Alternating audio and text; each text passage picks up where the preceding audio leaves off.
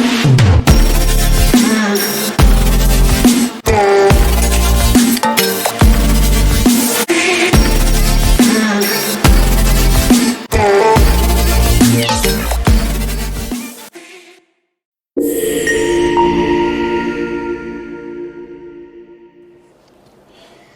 semuanya, selamat datang di podcast Ayo Ngopi, Ayo Ngobrol Pemilu dan Pilkada. Saya Ulfa Irianti dan hari ini kita akan membahas bagaimana peran Bawaslu dalam pengawasan pasca Pilkada 2024 bersama Bapak Ahmadi selaku Ketua Bawaslu Kabupaten Bungo.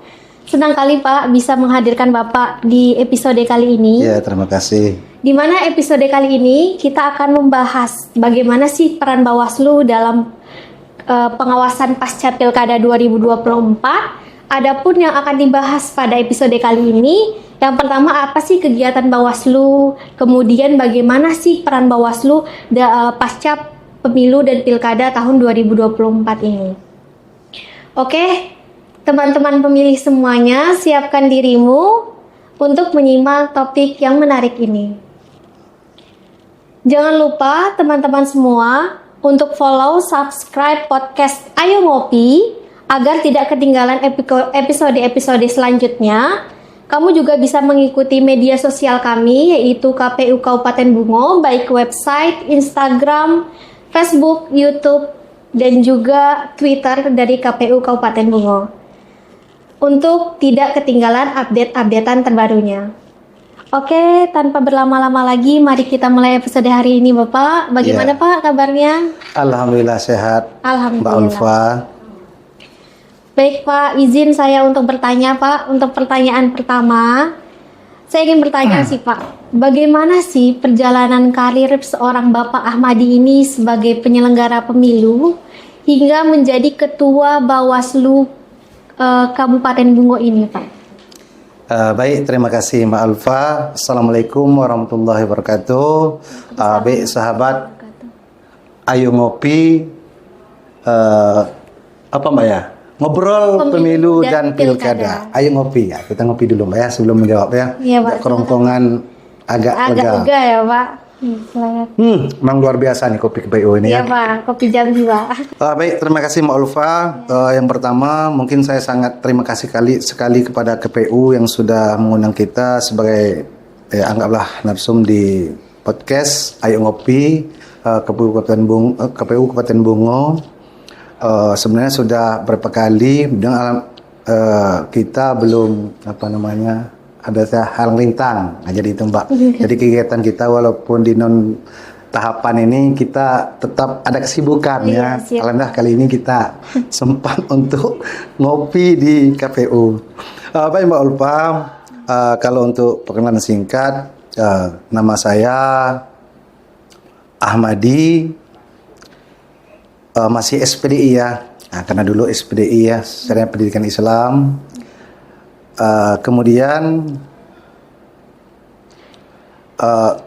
karir saya di penyelenggara ini itu memang kita dari bawah Mbak ya. Kita pernah menjadi PPK tingkat kecamatan, kemudian juga pernah menjadi panwascam. Jadi kita pernah menjadi bagian daripada penyelenggara pemilu itu di KPU. Nah, pernah kita. Terakhir kita di kecamatan itu menjadi ketua panwascam Pelepat. Kemudian alhamdulillah diamanahkan itu dari 2017 sampai sekarang kita di Bawaslu Bungo. 2017 2018 itu belum Bawaslu ya, masih ad hoc, itu namanya Panwaslu Kabupaten Bungo, masih ad hoc. Dari 2018 2023 sampai sekarang itu udah permanen jadi Bawaslu. Alhamdulillah sekarang saya diamanatkan oleh teman-teman. Itu kalau di Bawaslu itu ada 3 Mbak yang sama dengan KPU ya. KPU itu 5 orang ya. Nah, jadi di Bawaslu 3 orang. Jadi beban negara agak ringan dikit kan 3 orang ya. Jadi alhamdulillah oleh teman-teman berdua kita diamanatkan menjadi ketua Bawaslu Kabupaten Bungo. Kemudian untuk untuk tempat lahir, alhamdulillah kita memang dilahirkan di Kabupaten Bungo, itu di sebuah desa namanya Bedaro, Kecamatan Muku-Muku Batin Tujuh. Bukan Muku Dua Mbak ya, orang sering bikin Muku Dua ya, kita tidak mau menyingkat-nyingkat kan, jadi Muku-Muku Batin Tujuh, Kabupaten Bungo. Ini.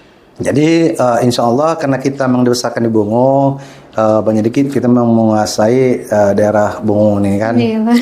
Kemudian untuk istri itu baru satu Mbak, istri kita. Baru satu ya Pak? Baru satu. Baru satu. Baru satu, kemungkinan tidak berani lagi nambah ya kan. Anak alhamdulillah sekarang udah 3 Mbak. Nah, itu mungkin profil saya. Terima kasih Pak atas perkenalannya. Jadi teman-teman, berarti Bapak Ahmad ini melalui proses yang panjang juga ya Pak untuk menjadi Ketua Bawaslu Kabupaten Bungo ini. Pernah menjadi Panwascam, Panwaslu ya Pak. Ya, oke. Nah Pak, setelah perkenalan tadi Pak, kemudian Pak, seperti yang kita ketahui saat ini kan tahapan pemilu dan pemilihan 2024 ini kan telah selesai ya Pak. Telah dilaksanakan. Tentunya teman pemilih ini pengen tahu nih Pak, bertanya-tanya apa sih kegiatan Bawaslu KPU Kabupaten Bungo saat ini? Silakan Pak. Iya, terima kasih Mbak Ulfa. Pertanyaan yang sangat menarik sekali bahwa sebelum Mbak Ulfa ini memang kita juga dengar segelintingan apa pekerjaan penyelenggara. Ini penyelenggara ya. Penyelenggara itu ada 3, ada KPU, ada Bawaslu, ada DKPP, ya kan? Nah, masyarakat bertanya, apa pekerjaan mereka setelah perhelatan akbar ini, setelah pilkada, setelah pemilu ini kan? Apa kegiatan penyelenggara itu Bawaslu dan KPU. Nah, kita dari ini Mbak, dari Bawaslu setelah daripada pasca pilkada pemilihan ini, bahwa perlu kawan sahabat ketahui itu ya sangat banyak juga Mbak, sangat banyak. Yang pertama ya kan, kita itu ada namanya pembinaan kelembagaan, bahwa di tahap kita juga evaluasi ya kan, jadi kepemimpinan bahwa setelah pilkada dan pemilu itu mungkin masih banyak kekurangan ya kan, di tingkat penyelenggara. Nah, oleh karena itu kita ada pembinaan kepada staf-staf di lingkungan Bawaslu kabupaten kota, contohnya di Bungo ini kan. Nah, kita itu meminta kepada orang-orang yang mampu di bidangnya. Contoh tentang mungkin kekurangan administrasi, kita meminta ya kan, orang yang mampu tentang administrasi, baik itu sebagai dosen ya kan, akademisi, untuk mengajar menjadi pemateri di internal Bawaslu. Dan juga kita mengundang Bawaslu provinsi untuk pembinaan dan lainnya. Kemudian yang kedua, pasca pilkada ini, Bawaslu juga itu meneruskan bahwa Bawaslu itu di saat 2024 itu kan, kita juga sudah melaksanakan kerjasama MOU. Ini kalau di Bawaslu itu ada nama MOU dari luar Mbak. Kenapa? Karena keterbatasan kita ini penyelenggara cuma di Bawaslu cuma dikit. Mbak bayangkanlah dari desa yang sebanyak ini, 150 desa, 3 desa kelurahan kota ini kan, di kabupaten cuma 3 orang kan, di desa, di kecamatan 3, di desa cuma 1, dan di TPS itu biasa 1 sebanyak TPS yang ada di Kabupaten Bungo di Pegadaian kemarin. Justru karena itu kita perlu ada MOU dengan pihak lain, bagaimana pemilu dan pilkada ini bisa sukses. Nah, itu kita MOU-nya sudah ini dengan Kemenang ya kan. Nah, kita tahu bahwa Kemenang dan jajaran itu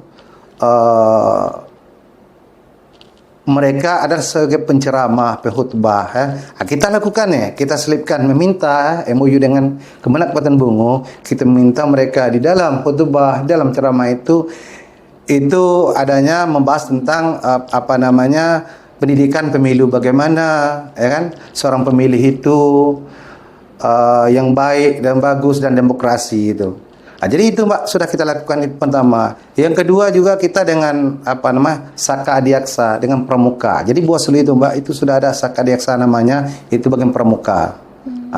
Sudah ada itu di Bawaslu. Jadi kita kerjasama dengan Korcap yang ada di Kabupaten Bungo ini. Nah, bagaimana adik-adik Pramuka itu, kawan Pramuka itu untuk memperluaskan ya, yaitu namanya pengawas partisipatif ya kan kepada masyarakat bahwa di pemilu itu kan yang namanya tidak lagi monopoli ya kan. Mereka yang mereka yang melawan ya, dari undang-undang ya kan regulasi yang ada itu, bahwa mereka benar-benar bisa ada sanksinya gitu. Jadi bukan main-main. Itulah sebagai sosialisasi kita kepada masyarakat, Mbak.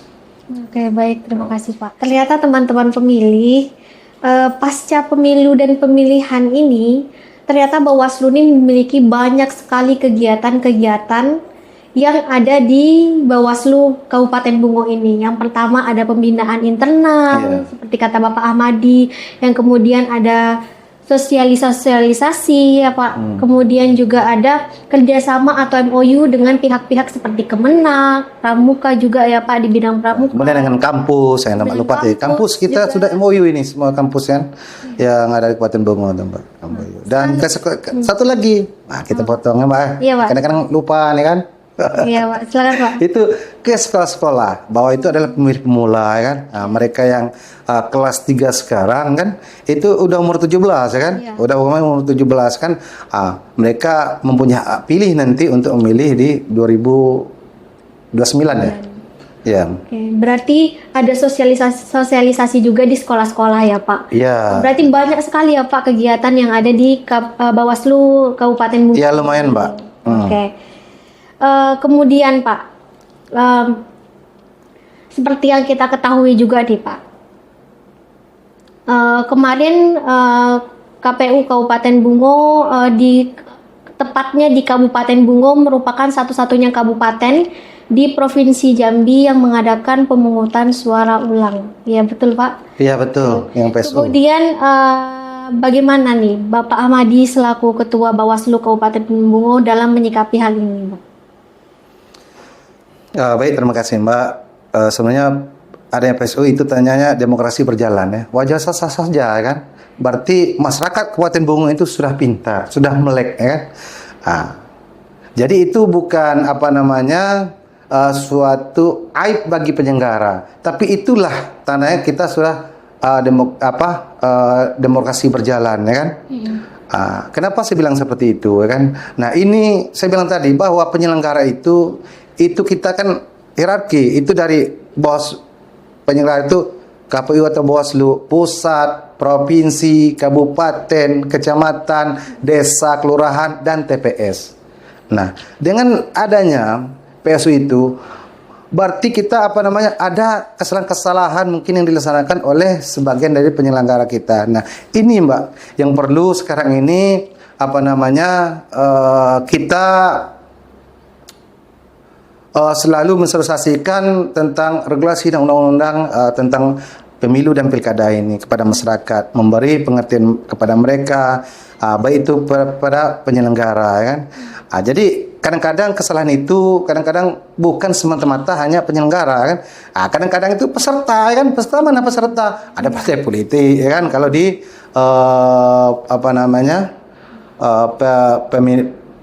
pemilu kan, kalau pilkada itu kan ada pasangan calon ya kan, ada pemilih ya kan. Kadang-kadang dengan kurangnya ilmu penyelenggara kita di tingkat bawah, kadang mudah ini terprovokasi ya kan. Pas sekarang banyak berita hoax ya. Nah, jadi itu Mbak. Jadi itu mungkin menjadi pelajaran bagi kami lah sebagai penyelenggara bahwa hal-hal yang sedemikian itu memang harus ya kita upayakan ke depannya tidak ada lagi namanya PSU di Kabupaten Bungo ini. Tapi kalau saya menanggapi masalah itu hal-hal yang wajar, berarti demokrasi berjalan di Kabupaten Bungo. Itu Mbak. Berarti PSU ini merupakan sebagai metode belajar juga Pak ya buat Kabupaten Bungo ini agar tidak terulang lagi ya Pak ke depannya. Oh ya, kita berusaha seperti itu Mbak, tidak terulang lagi, bahwa kesalahan-kesalahan kecil itu pasti ada, ya kan. Nah, tapi alhamdulillah kan penyelenggara ini tingkat kabupaten kota, baik KPU ataupun Bawaslu kan aman-aman saja. Kemudian kan tidak ada laporan keluhan daripada penyelenggara. Berarti aman kan pemilu di Kabupaten Bungo, pilkada Kabupaten Bungo ini aman, terkendali, ya kan. Tidak ada protes kan? Iya. Seharusnya kan PSU kan ada lagi PSU kan? Nah, nyatanya kan tidak ada lagi kan PSU kan? PSU kedua. Tidak ada laporan yang masuk ke MK bahwa ya kami sebagai Bawaslu itu laporan itu wajib kami laksanakan seperti itu. Baik Pak. Berarti Pak, ketika terjadinya PSU pemilihan suara ulang ini kemungkinan akan terjadinya kesalahan di tingkat penyelenggara. Kemudian kita pengen tahu Pak, bagaimana evaluasi yang dilakukan oleh Bawaslu Kabupaten Bungo ini baik secara internal maupun eksternal terkait penyelenggaraan pemilu dan pemilihan 2024 kemarin. Baik, terima kasih Mbak Alfa. Di awal saya bilang tadi bahwa penyelenggara pemilu itu ada 3 kan, KPU, Bawaslu, dan DKPP. Ya kan? Untuk di tingkat kabupaten itu ada namanya KPU dan Bawaslu. Nah, kita ini kan hierarki Mbak, penyelenggara itu mulai tingkat pusat, provinsi, kabupaten, kecamatan, desa, kelurahan, dan di tingkat TPS. Nah, kemudian ya di salah internet itu bisa terjadi ada kesalahan, ya kan? Nah, kadang-kadang kesalahan yang tidak disengaja. Bahwa pada kita dari Bawaslu Kabupaten Bungo, mulai tingkat kabupaten, kemudian kecamatan dan desa, nah, kita itu ada nih Mbak, spanduknya menerima laporan kan, pengaduan pilkada. Nah, itu ada nomor kontak di sana ya. Jadi siapapun ya, masyarakat Kabupaten Bungo ini ya, siapapun itu bisa melapor itu kalau ada pelanggaran-pelanggaran ya yang lakukan, baik itu peserta, baik penyelenggara maupun masyarakat. Jadi tidak kemungkinan Mbak ya, penyelenggara itu juga berbuat kesalahan, ya kan? Iya, Pak. Jadi untuk evaluasi ini kan, kita sudah runut, ya kan, baik dari tingkat KPU dan Bawaslu ini kan. Nah, di saat kenapa terjadinya PSU di Kabupaten Bungo kemarin itu, nah kita lihat itu ada kelalaian, kan, di tingkat baik kecamatan atau desa. Itu ada beberapa kecamatan dari pihak PPK dan Panwascam ya, mereka sudah diberi kan, peringatan. Nah, karena kita juga ada hak kita untuk memberi itu kalau kesalahan di tingkat KPU, kita merekomendasikan kan kepada KPU ya, untuk memberi teguran ke bawahan mereka. Yang terberat itu adalah pemberhentian. Itu Mbak.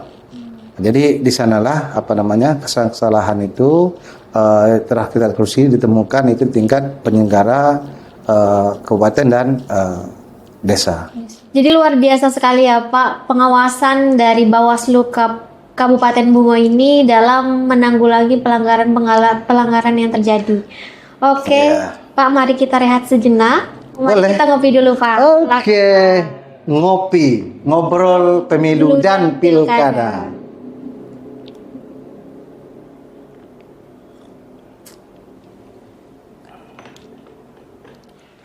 Oke Pak, mari kita lanjutkan Pak pertanyaan selanjutnya. Setelah kita rehat sejenak tadi, bagaimana sih Pak kemudian langkah Bawaslu Kabupaten Bungo ini membangun komunikasi dengan KPU Kabupaten Bungo pada saat tahapan pemilu dan pemilihan ini yang udah selesai gitu Pak?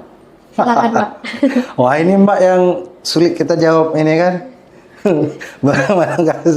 Setelah pilkada, setelah tahapan ya. Setelah tahapan ini Pak. Sekarang kan lagi non tahapan. Iya. Jadi baik Mbak, Bapak Ibu, bahwa kita ini sebagai penyelenggara ya kan diwajibkan membuka komunikasi kepada siapapun kan, kemudian kapanpun. Jadi saya rasa bukan hanya kepada KPU ya, sebelum ya kan masih tahapan ya, kita sudah membuka komunikasi seluas-luasnya kan.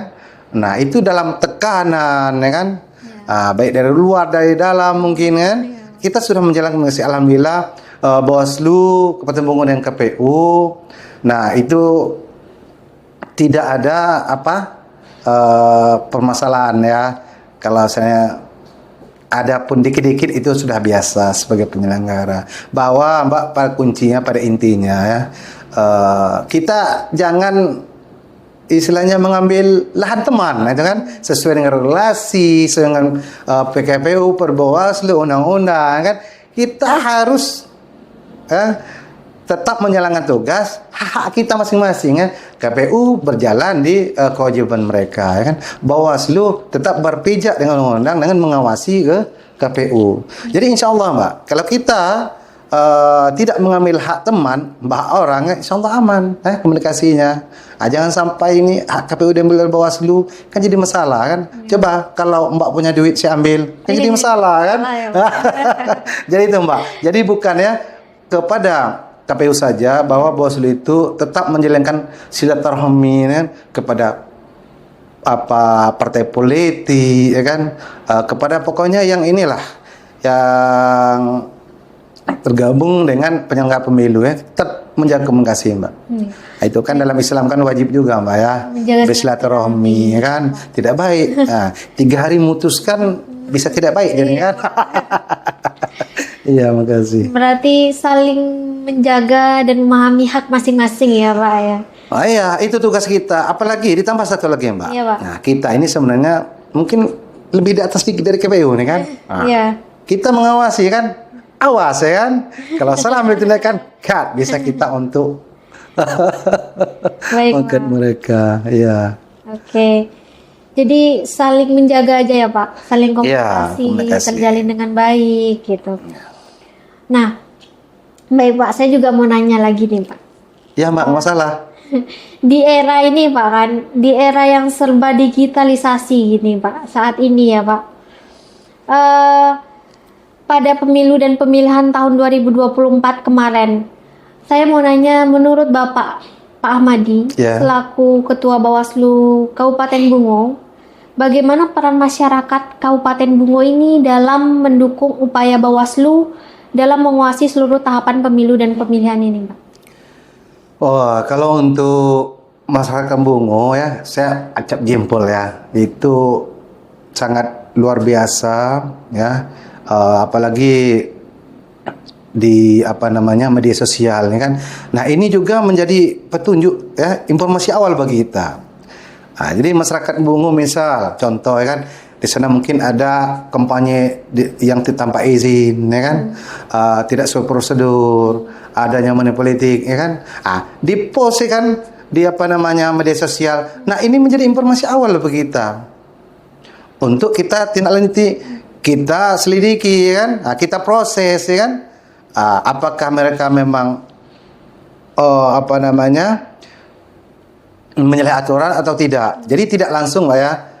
Apapun laporan itu tetap, karena di Bawaslu itu ada namanya Gakumdu. Gakumdu itu Sentra Penegakan Hukum Terpadu. Itu ada tiga unsur. Itu ada dari kepolisian, kejaksaan, dan dari Bawaslu. Nah, kita ini Pak, kita tidak main-main kan untuk menindaklanjuti yang pelanggaran-pelanggaran, baik itu peserta ya, baik itu penyelenggara ya, baik itu dari masyarakat sendiri ya kan, pemilih itu. Kita punya 3 unsur itu. Jadi itu sangat terima kasih sekali kita untuk Bungo ini ya. Alhamdulillah di saat walaupun Bungo tadi kita sebut PSU, alhamdulillah Bungo ini kondisinya aman ya, damai. Jadi penyelenggara itu aman ya. Tidak ada tekanan, tidak ada penculikan, ya. Alhamdulillah aman nih. Udah besar badan kita sekarang nih kan, tanda kita aman. Ya. Berarti peran masyarakat Bungo ini sangat luar biasa ya. Wah, sangat merasa. Makanya kita itu sering terus bersosialisasi kan ke masyarakat, bahwa masyarakat apabila menemukan ya kan adanya pelanggaran, silakan lapor ke Bawaslu. Kita siap itu ya. Kita tidak akan membiarkan ya kan, atau kita tebang pilih. Tidak ya. Tidak kita tebang pilih untuk memproses itu. Makanya kita itu ada di Bawaslu Bungo kan, kabupaten itu ada itu nomor kontak itu, nomor untuk melapor ya. Siap kita standby 4 jam. Di kecamatan ada kan. Kalau kita memeriksa itu dulu kan waktu di pilkada, kalau tidak dipasang di sentra kecamatan, itu kita proses kasih pelanggaran pada penyelenggara ya kan.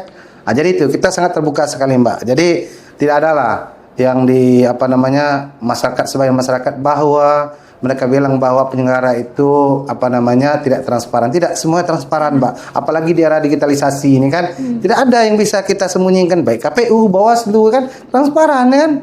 Masalah melanggar dikit itu etik ya kan. Etik bisa kita itu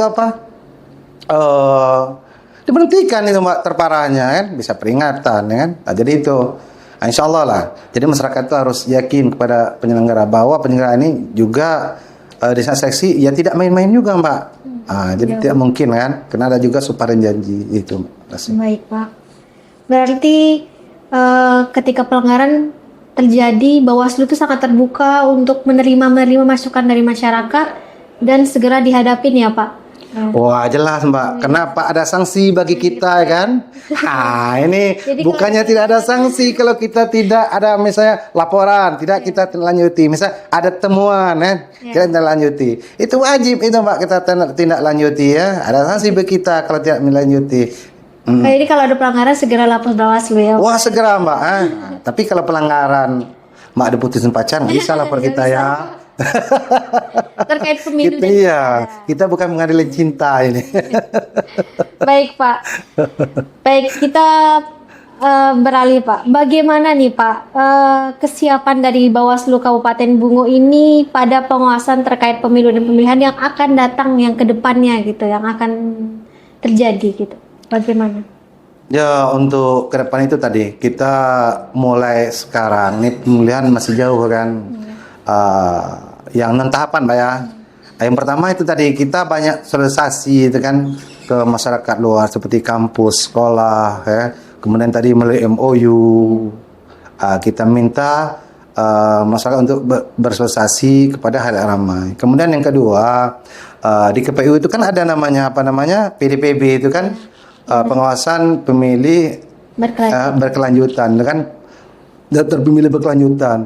Nah kita juga harus mengawasi itu. Mengawasi dalam artian bukan kita melototi saja kan, kerja dari KPU, bukan mengawasi seperti itu, tetapi kita ikut membantu mensukseskan bagaimana ya kan, untuk kedepannya lebih sukses lagi dari sekarang. Saya anggapnya sukses. Ini kemarin berapa itu? 50% ya pemilih itu, ya Mbak ya? 5% ya, itu sangat tinggi. Kalau bisa untuk ke depan, pemilu ke depannya, pilkada ke depannya, itu bisa kan 80% atau 90% ya kan.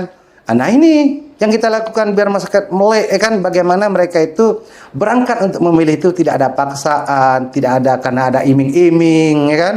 Iming sesuatu, tetapi dari hati nurani mereka kan untuk memilih, baik itu pemilu, baik itu pilkada kan. Mereka memang ada dapat bahwa untuk calon pemimpin ada pemimpin yang sangat memang